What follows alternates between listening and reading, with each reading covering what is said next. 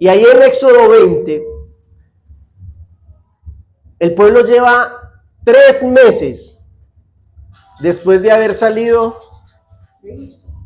de Egipto. 3 meses. Lo vemos ahí en el capítulo 19, empezando el verso 1, dice 3 meses después de salir de la tierra de Egipto. Y Dios tiene un propósito para este pueblo. Y es que lo conozcan. Ya habían visto sus milagros, sus prodigios, sus maravillas en Egipto. Pero era un pueblo que no conocía a Dios. Y era un pueblo que lo único que sabía de los dioses era lo que había aprendido en Egipto. ¿Y sabe qué había aprendido en Egipto? Que Dios era algo que el mismo hombre creaba a su amaño, a su empeño, para llevarlo y hacer con ellos lo que el hombre quisiera hacer de Dios, no lo que Dios quisiera hacer del hombre. El pueblo había aprendido que Dios era la creación del hombre. Y lo tenían al revés. No que el hombre es la creación de Dios. Entonces lo que el pueblo había aprendido en Egipto durante tantos años de esclavitud era que podían tener un Dios de llavero.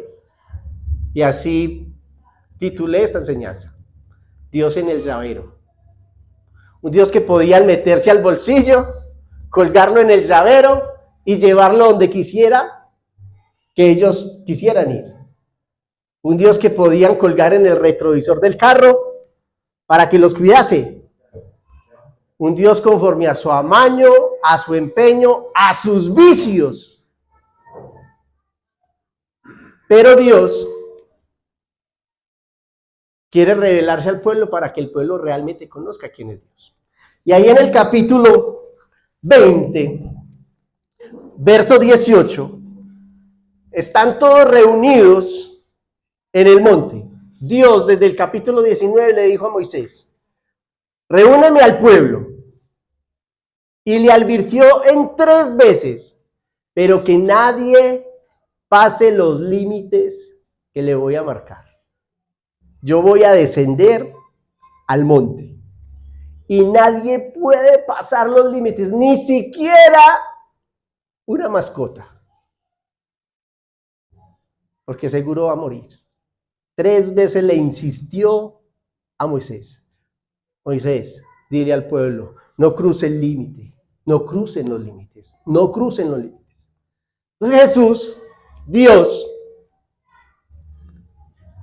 desciende en el monte y todo pueblo está viendo lo que está pasando y está escuchando. Y ahí en el capítulo 20, Dios les da los 10 mandamientos. Y el primer mandamiento que Dios les da es ¿cuál? A ver, yo veo. No tendréis dioses ajenos delante de mí. Ese es el primer mandamiento.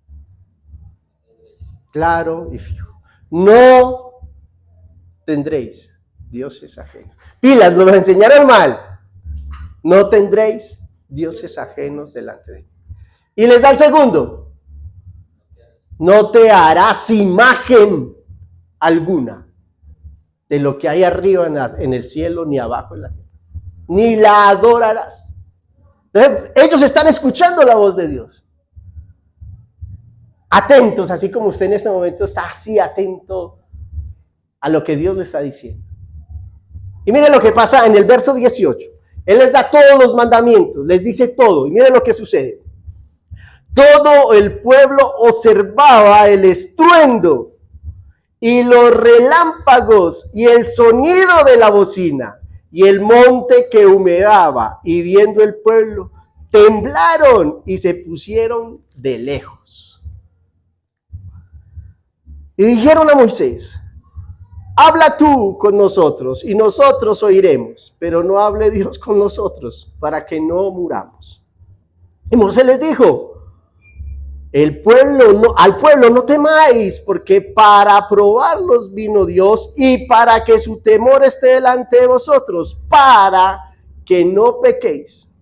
Entonces el pueblo estuvo a lo lejos y Moisés se acercó a la oscuridad en la cual estaba Dios. Y Jehová dijo a Moisés, así dirás a los hijos de Israel, vosotros habéis visto que he hablado desde el cielo con vosotros. No hagáis conmigo dioses de plata ni dioses de oro os haréis. Altar de tierra harás para mí y sacrificarás sobre él tus holocaustos y tus ofrendas de paz, tus ovejas, tus vacas y todo lugar donde yo hiciere que esté la memoria de mi nombre. Vendré a ti y te bendeciré. Y si me hicieres altar de piedra, no la labrarás de cantería, porque si alzares herramientas sobre él, lo profanarás. No subirás por gradas a mi altar, para que tu desnudez no se descubra junto a él. Le está hablando clarito. Y les está diciendo, este pueblo me tiene que conocer. Tienen que saber quién soy yo. Han visto mis milagros, mis prodigios, mis señales, pero no me conocen. No conocen mi carácter. ¿Cuál es el carácter de Dios? Carácter diferente a los dioses egipcios, a los dioses tallados. Y Dios tiene un propósito para su pueblo, que lo conozcan.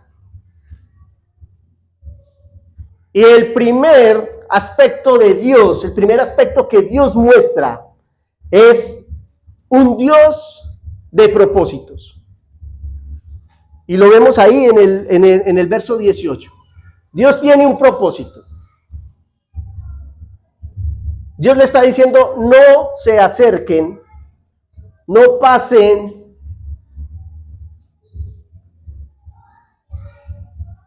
la marcación que yo les he dicho. No la pasen. Él tiene un propósito. ¿Y por qué? Dios, ¿por qué no los deja pasar? Porque los está cuidando. No pasen los límites, porque si los pasan, mi santidad, ustedes no la van a soportar. Un día estaba viendo un video sobre la santidad de Dios y hicieron una ilustración con el sol. Decían, la santidad de Dios es semejante al sol. ¿Qué pasa si usted se acerca al sol?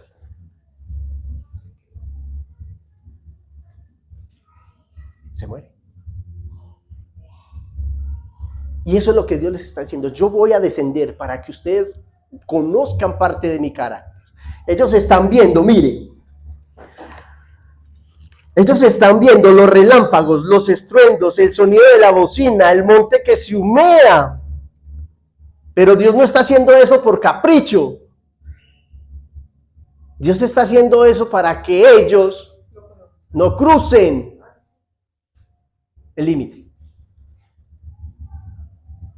Dios está descendiendo con ruido, con estruendo, para que ellos, por temor, no crucen el límite. Vamos a hablar de los límites que Dios ha puesto en nuestras vidas. ¿Por qué Dios puso esos límites en nuestras vidas? ¿No es por lo mismo? Porque es un Dios con un propósito. Porque es un Dios que nos ama, que nos quiere cuidar, que no quiere que nos hagamos daño. Si usted piensa en los límites que usted tiene en su vida como adulto, porque a veces los adolescentes creen que los adultos no tenemos límites y sueñan con ser adultos. Y todos tenemos límites. Dios nos ha puesto un límite a todos, pero no un límite con un capricho, sino un límite con un propósito. Y siempre su propósito está estimulado por el amor a nosotros. Y el pueblo tenía que conocer ese Dios. Y usted tiene que conocer ese Dios. Porque si usted no conoce un Dios de propósitos, seguramente no va a entender lo que le está pasando en este momento. Lo que está viviendo en su vida en este momento. Lo que le está sucediendo en este momento. ¿Por qué la situación? ¿Por qué la enfermedad? Si usted no conoce un propósito, si usted no conoce a un Dios que de propósitos, usted va a vivir desilusionado. Esos días escuchaba a un pastor que contaba la historia de se cayó en la oficina y al caer se quebró. Ya murió. Pero cuando le pasó eso estaba muy anciano. Y en el piso no se podía levantar. Y él cuenta, dice, lo primero que le pregunté a Dios es, ¿qué quieres? ¿Cuál es tu propósito? Y tal vez estamos en nuestras vidas, estamos así. Y le hemos hecho esa pregunta a Dios. ¿Qué quieres? ¿Cuál es tu propósito? ¿Tiene usted un Dios de propósitos? El pueblo tenía que entender y conocer que Dios es un Dios de propósitos. Y que nada de lo que nos pasa es coincidencia. Más bien, todo lo que nos sucede es un plan. Y la pregunta que usted y yo tenemos que hacer es, ¿qué quieres? ¿Cuál es tu propósito? ¿Cuál es tu plan? Pero no solamente ellos tenían que conocer que Dios era un Dios de propósitos, que dirigía al hombre, no que el hombre lo dirigía a él, sino que él dirigía al hombre. Sino que también Dios era un Dios de lo desconocido. Mire este texto tan bacano. Dios de lo incierto. Me encanta este versículo. Entonces, el pueblo estuvo a lo lejos. Verso 21. Y Moisés se acercó a la oscuridad en la que estaba Dios. ¿Dónde estaba Dios? En la oscuridad. Solo imagínese eso. Solo imagínese eso. Moisés se está acercando a un lugar totalmente oscuro, el cual él no puede ver hacia dónde va, hacia dónde camina. Él es el Dios de lo incierto. Él es el Dios de lo desconocido, de lo borroso, de lo inseguro, de aquello que no nos hace temblar. Él es el Dios que nos hace titubear. Él es el Dios de aquello que nos hace temer.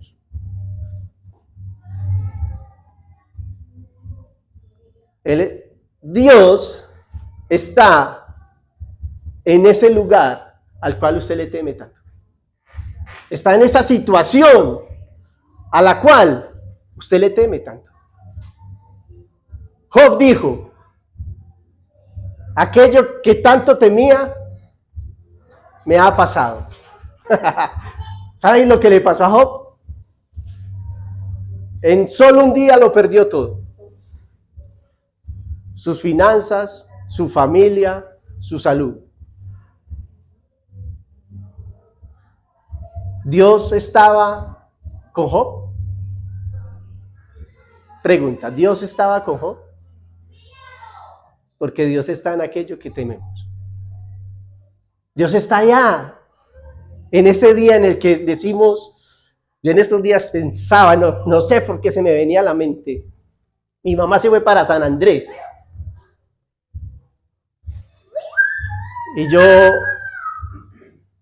pensaba en, ¿y si el avión se cae?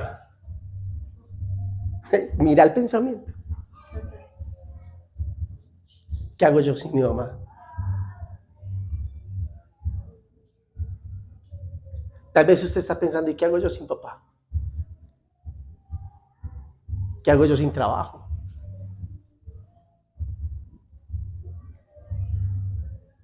¿Qué hago yo sin mamá, sin papá, sin trabajo? ¿Qué hago yo sin mi familia, sin mi esposo, sin mi esposa? ¿Qué hago yo sin mis hijos? Pero es peor decir qué hago yo sin Dios. Lo que le quiero decir es que Dios está en aquello que tanto tememos. Yo sé que algún día voy a enterrar a mi mamá. Y le pido a Dios que sea así. Que no sea ella la que me entierre a mí. Que no la pase a ella por eso. Porque sé que la naturaleza me dice que son los hijos los que enterramos a los padres. Lo que sé es que Dios está ahí. Y Moisés caminó a la oscuridad en la que estaba Dios. Pero el pueblo se quedó a lo lejos, viendo. ¿Dónde está usted en este momento? ¿Su temor no lo ha dejado caminar hacia la oscuridad en la que Dios está? Está mirando de lejos. Dios, ese versículo me llenó. Dios se acercó Moisés se acercó a la oscuridad en la cual estaba Dios. Dios es un Dios en el que podemos confiar a ojos cerrados. Solo cierre sus ojos. Imagínese a Moisés caminando hacia la oscuridad. Dios es un Dios en el cual usted y yo podemos confiar a ojos cerrados. Él iba totalmente a oscuras, caminando hacia la oscuridad en la cual se encontraba Dios. Usted y yo tenemos que confiar en Él cuando todo está confuso, cuando todo está nublado, cuando todo está borroso, cuando todo está incierto.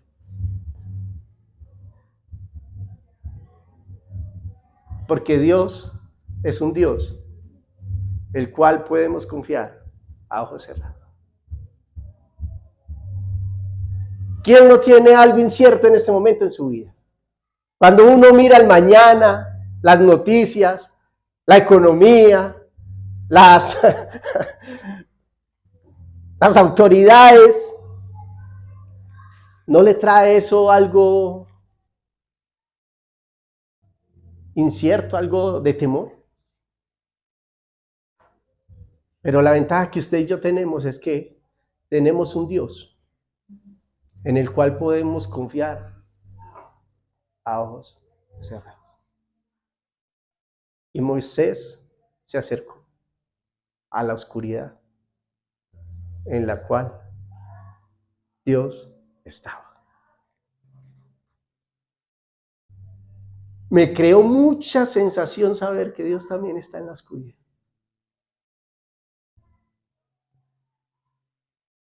Siempre me enseñaron que Dios estaba en la luz. Dios también está en la oscuridad. En la oscuridad de nuestros días. Y Pedro lo experimentó físicamente. Pedro se baja de la barca. Caminó unos pasitos y se hundió. Y Pedro clamó inmediatamente a Jesús. Jesús, salva. Y Jesús lo asió de la mano. ¿Dónde estaba Jesús? En la barca.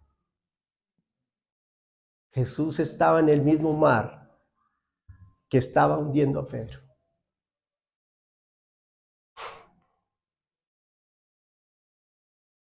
Dios está en esa situación que parece que te está hundiendo. Dios también está ahí. Él no está tan lejos. Él está también ahí, en el mismo mar que estaba hundiendo a Pedro. Pero no solamente conocer un Dios de propósito, el Dios de lo incierto, sino también un Dios que es suficiente.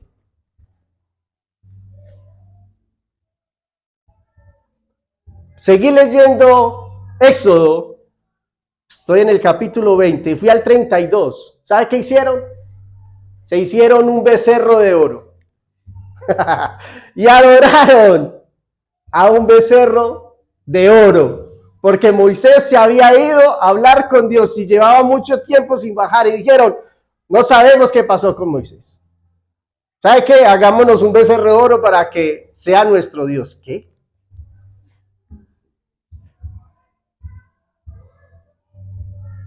¿Sabe por qué? Porque los seres humanos nos hacemos dioses que se dejen mangonear, que estén de acuerdo a nuestros deseos y caprichos, que los podamos llevar en el cuello, en el tobillo, en el espejo del carro o en el llavero. Pero Dios no es un Dios de llavero. Dios es un Dios suficiente. Mire lo que le dice al pueblo.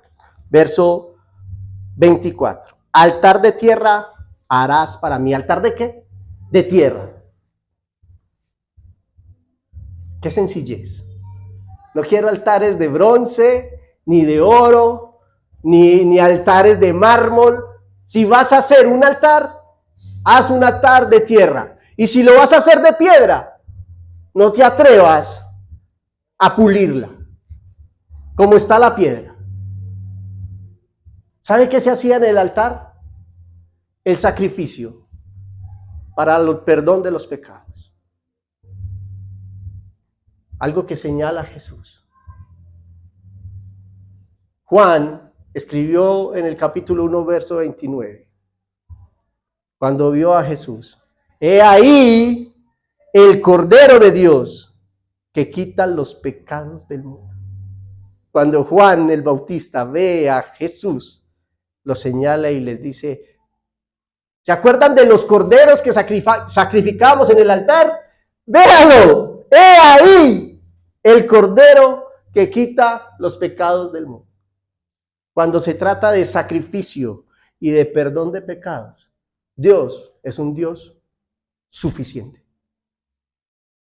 No le podés añadir nada. No le podés ayudar. No le voy a ayudar, le voy a colaborar. La palabra de Dios dice, ayúdate que yo te ayudaré. Olvídese de esa estupidez. La palabra de Dios dice, no dice eso en ninguna parte. Eso es un dicho popular, no bíblico.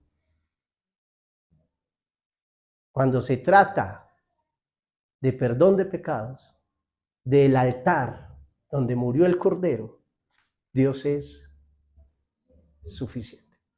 Y el pueblo tenía que entender eso. Y nosotros como pueblo tenemos que entender eso. No hay nada que usted y yo le podamos añadir al Evangelio, a la salvación, al sacrificio. Y Pablo lo dice así en Colosenses 2, capítulo 8, verso 2, 8 y 9.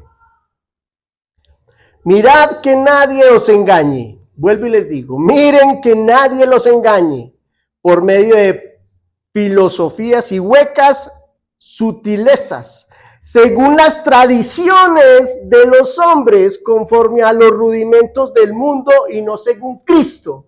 Verso 9. Porque en Él, o sea, en Jesús, habita corporalmente toda la plenitud de Dios. Y vosotros estáis completos en Él. ¿Qué nos hace falta? En Jesús estamos completos. Cuando se trata del sacrificio, cuando se trata del holocausto, cuando se trata del altar, Jesús es suficiente. En Cristo estamos completos. Familia, les hablé. Tenemos que conocer a Dios. No es un Dios que se deje mangonear. No se va a adaptar a nuestros vicios. Él es un Dios santo. tenemos que entender que Dios, primero que todo, es suficiente. Segundo que todo, es un Dios incierto. No te va a pedir permiso para hacer algo. Él lo hace porque Él es Dios. Pero también Dios es un Dios que lo que hace, lo hace con un propósito. Y su propósito siempre está motivado por su amor a su pueblo, por su amor a nosotros. Señor Jesús, te doy muchas gracias. Yo quiero conocerte más y disfrutar. Padre Santo,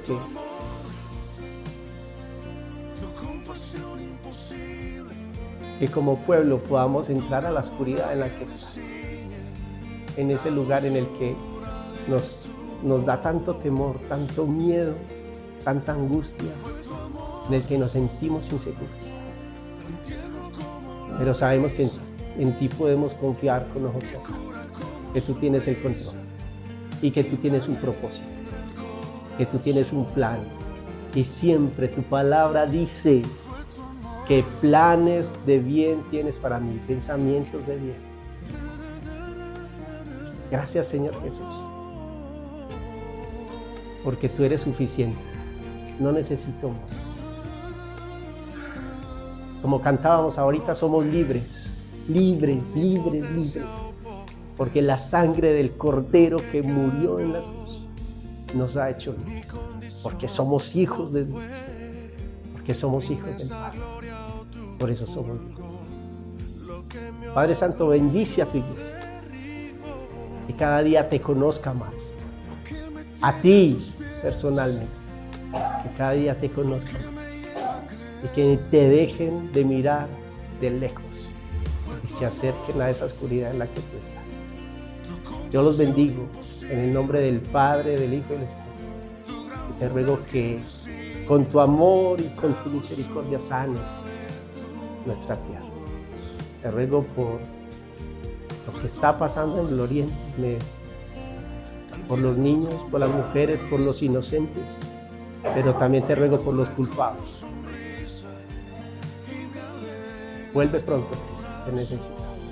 Necesitamos que sanes nuestra vida. En el nombre de Jesús. Amén y amén.